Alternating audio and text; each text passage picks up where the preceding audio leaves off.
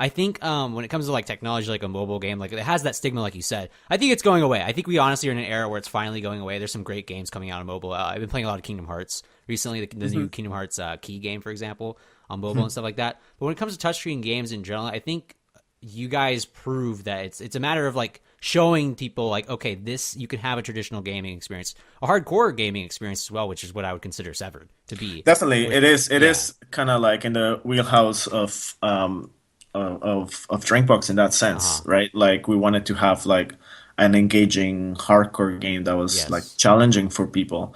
And a lot of people at the beginning, like they start to dismiss it because you had touch controls, but I don't think they're like looking ahead of what touch controls can be, Hmm. or they're just thinking like a different genre of games, not because of instead of looking at the inputs by themselves, right?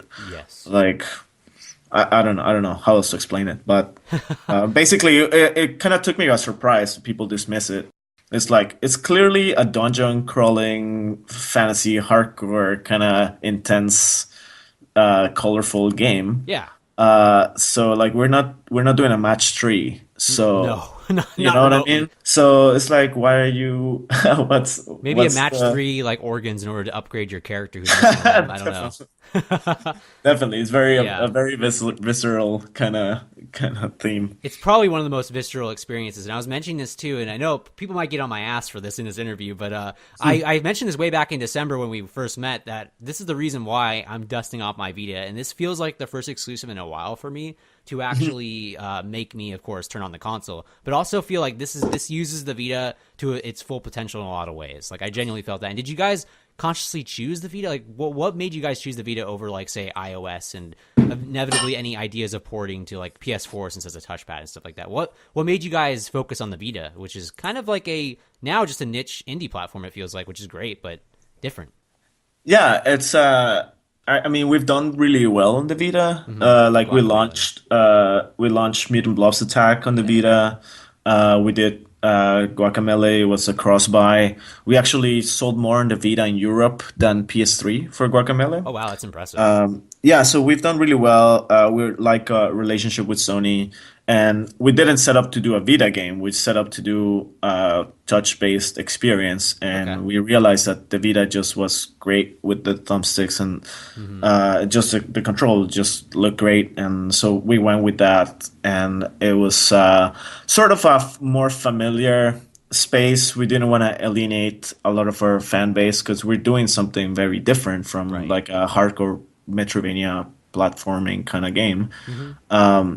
So it's also like in a business sense, you don't want to risk it all with something completely new. So you kind of want to bridge the gap. So You don't want to skew your audience in a lot of ways, like you said. exactly, Yeah. because it is a very different game.